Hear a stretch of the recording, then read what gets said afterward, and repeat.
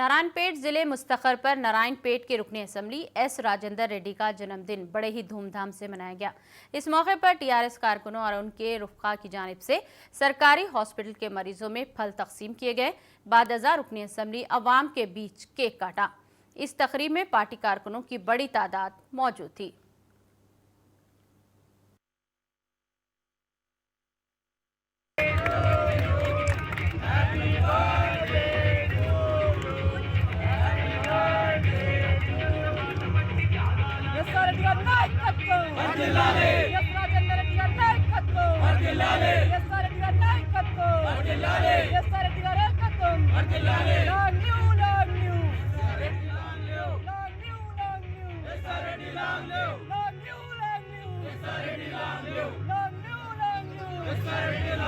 Yes, sir.